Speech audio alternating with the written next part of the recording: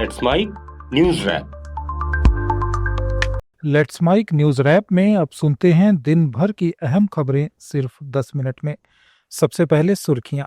अब फ्लाइट में power bank से मोबाइल चार्ज करना मना, डीजीसीए का नया आदेश। मुस्तफिजुर विवाद के बाद बड़ा फैसला, बांग्लादेश टीम भारत नहीं आएगी।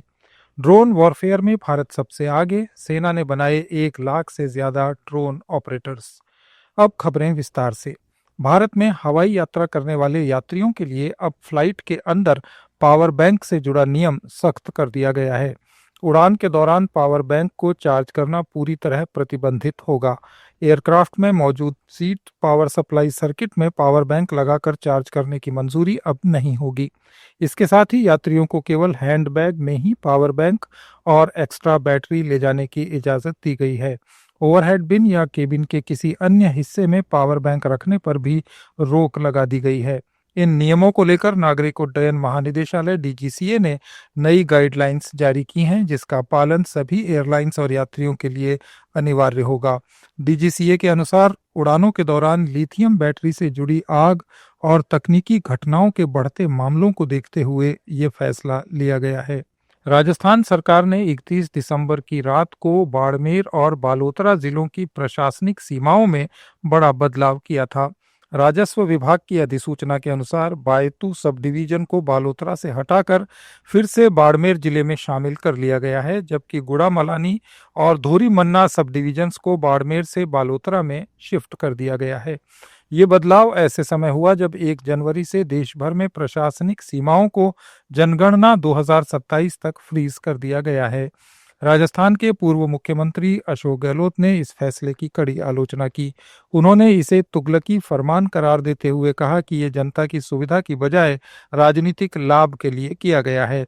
गहलोत ने एक्स पर कहा कि गुड़ामलानी क्षेत्र के लोगों के लिए जिला मुख्यालय की दूरी कम करने की बजाय बढ़ा दी गई है, जो लोगों के साथ अन्याय है। उन्होंने आरोप लगाया कि ये बदलाव आगामी परिसीमन और राजनीतिक समीकरणों को ध्यान में रखकर किया गया है। कृषि और किसान कल्याण मंत्री शिवराज सिंह चौहान ने भारतीय कृषि अनुसंधान परिषद की ओर से विकसित 184 नई फसल किस्मों को जारी करने की घोषणा की है। ये किस्में 25 अलग अलग फसलों की हैं, जिनमें उच्च उपज, जलवायु प्रतिरोधक क्षमता और बेहतर पोषण मूल्य जैसे गुण शामिल हैं। इनका विकास आईसीएआर के साइंटिस्ट और निजी क्षेत्र के साझेदारों द्वारा किया गया है। चौहान ने कहा कि पिछले 1 दशक में 3200 से ज्यादा नई फसल किस्में विकसित की गई हैं, जो उत्पादकता बढ़ाने और आत्मनिर्भर भारत की दिशा में महत्वपूर्ण कदम हैं।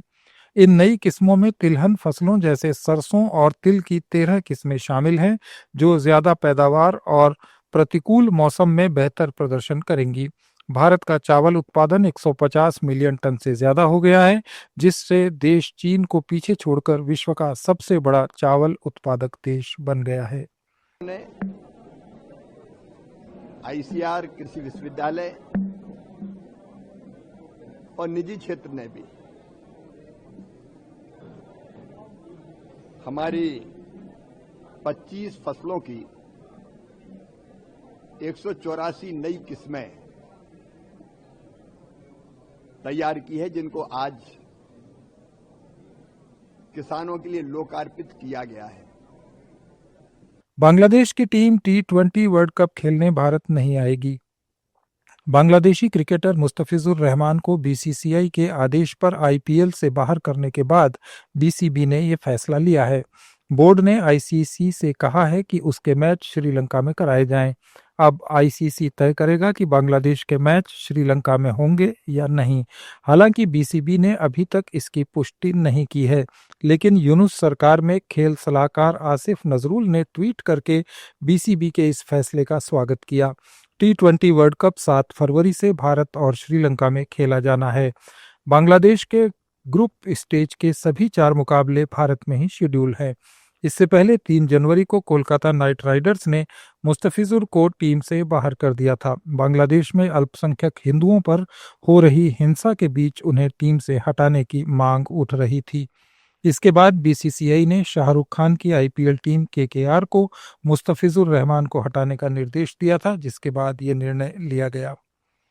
भारत पाकिस्तान बॉर्डर के जिले जैसलमेर में एंटी टेररिस्ट स्क्वाड ने संदिग्ध मौलवी को पकड़ा है। आतंकवादी गतिविधियों के खुफिया इनपुट के आधार पर टीम ने तनोट किशनगढ़ क्षेत्र में कुरिया बेरी गांव में दबिश दी और इसे पकड़ा। मौलवी को जयपुर लाया गया है, जहां उससे पूछताछ होगी। आतंकवादी गतिविधियों के शक में पकड़ा गया अली खान बीकानेर में छतरगढ़ तहसील का रहने वाला है। आधुनिक युद्ध के बदलते स्वरूप को देखते हुए भारतीय सेना ने एक बड़ी रणनीतिक छलांग लगाई है। सेना ने अपने बेड़े में 1 लाख से ज्यादा ड्रोन ऑपरेटर्स का एक विशाल पूल तैयार किया है। इस विशेष दस्ते में सेना की नवनिर्मित स्पेशल फोर्स भैरव भी शामिल है, जो मॉडर्न टेक्नोलॉजी और घातक मारक क्षमता से लैस है। इन 1 लाख से ज्यादा जवानों को न केवल ड्रोन उड़ाने बल्कि वास्तविक युद्ध की स्थितियों में दुश्मन के ठिकानों, उनकी गतिविधि और फॉर्मेशंस को सटीक तरीके से टारगेट करने की कड़ी ट्रेनिंग भी दी गई है। सेना के पुनर्गठन के तहत बनाई गई भैरव बटालियन इस आधुनिक बदलाव का चेहरा है। ये यूनिट्स पारंपरिक युद्ध शैली से हटकर नई सोच और ऑपरेशनल रिक्वायरमेंट्स के हिसाब से तैयार की गई हैं। ओडिशा के वनेश्वर में पशु अधिकार कार्यकर्ता मेनका गांधी ने सुप्रीम कोर्ट द्वारा स्कूलों, अस्पतालों और दूसरे सार्वजनिक संस्थानों से आवारा कुत्तों को हटाने के आदेश पर कहा कि जजों ने जो किया वो गलत है। उन्होंने देश को पशुओं को प्यार करने वाला और नफरत करने वाला 2 हिस्सों में बांट दिया है। पशु कल्याण अधिनियम बहुत अच्छा कानून है। मेनका गांधी ने कहा कि कानून के खिलाफ काम करना सही नहीं है। No, the Supreme Court has created an atmosphere of hate across India. And I feel very sad because the Supreme Court is meant to be the last institution that we respect. And if they lose the respect of the people, we hurt ourselves. Therefore, what the judges have done is wrong. By simply dividing India into people that hate one species or love one species, they have done a disservice to India. The Animal Welfare Act is a very good act, and it has protected animals and people for many years.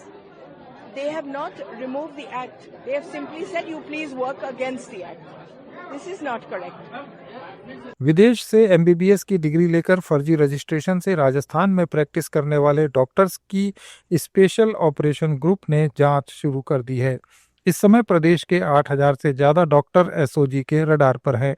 इस फर्जीवाड़े में शामिल और doctors को permission देने वाली संस्था Rajasthan medical council के कई अफसर भी शक के दायरे में हैं। पंजाब में धार्मिक ग्रंथों की बेअदबी रोकने के लिए जल्द सख्त कानून बनेगा। इसको लेकर बनाई गई विधानसभा कमेटी जल्दी ही अपनी रिपोर्ट पेश करेगी। इस कानून के तहत बेअदबी के दोषी को आजीवन उम्र कैद और बेअदबी की कोशिश करने पर 3 से 5 साल तक कैद का प्रावधान किया गया है। छत्तीसगढ़ में सहायक शिक्षक भर्ती 2023 के शेष 2300 पदों पर नियुक्ति की मांग को लेकर बीएड अभ्यर्थियों का आंदोलन जारी है। अपनी मांगों को लेकर 24 दिसंबर से आमरण अनशन पर बैठे अभ्यर्थियों की स्थिति बिगड़ने लगी है। अनशन के दौरान 8 अभ्यर्थी भूख के कारण बेहोश होकर गिर पड़े, जिन्हें अभनपुर और माना के हेल्थ सेंटर्स में भर्ती कराया गया है। डीएड अभ्यर्थियों का आरोप है कि हाईकोर्ट ने उनकी नियुक्ति के संबंध में स्पष्ट आदेश जारी किए थे। इसके अलावा सुप्रीम कोर्ट ने भी शासन को जरूरी कार्रवाई के निर्देश दिए थे। अभ्यर्थियों का कहना है कि प्रशासन ने 2621 बीएड धारकों को पद से हटाकर समायोजित कर दिया, लेकिन खाली 2023 पदों पर अब तक नियुक्ति नहीं दी गई है। पहाड़ों पर बर्फबारी से मैदानी इलाकों में भी भीषण सर्दी पड़ रही है। राष्ट्रीय राजधानी दिल्ली में न्यूनतम तापमान 8.1 डिग्री गिर गया। पंजाब, हरियाणा और राजस्थान के कई शहरों में पारा 5 डिग्री सेल्सियस के आसपास बना हुआ है। उत्तर भारत को भीषण सर्दी से अभी राहत नहीं मिलने वाली है, क्योंकि अगले 4-5 दिन घने कोहरे और शीतलहर का अलर्ट जारी किया गया है। केदारनाथ धाम में मंदिर और आसपास के इलाकों में बर्फ की चादर नजर आई। हिमाचल प्रदेश में कुल्लू, मनाली और लाहौल की चोटियों पर बर्फबारी हुई है। ताबो में तापमान -6.8 डिग्री सेल्सियस रहा। कश्मीर में सबसे कम टेम्परेचर गुलमर्ग में 0 से 6.5 डिग्री नीचे दर्ज किया गया। पंजाब, हरियाणा और दिल्ली में भी ठिठुरन बढ़ गई है। हरियाणा के महेंद्रगढ़ में पारा 4 डिग्री तक गिर गया, जबकि फरीदकोट 5.5 डिग्री के साथ प्रदेश में सबसे ठंडा स्थान रहा। उत्तराखंड के साथ ही जम्मू कश्मीर, पंजाब और हरियाणा से लेकर उत्तर प्रदेश, बिहार और ओडिशा के ज्यादातर इलाके घने कोहरे की चपेट में हैं। ये थे आज के कुछ अहम समाचार। अपडेट्स के लिए जुड़े रहिए लेट्स माइक के साथ। आप सुन रहे थे let's mic more than radio. Follow कीजिए हमें हमारे सोशल मीडिया प्लेटफॉर्म्स पर।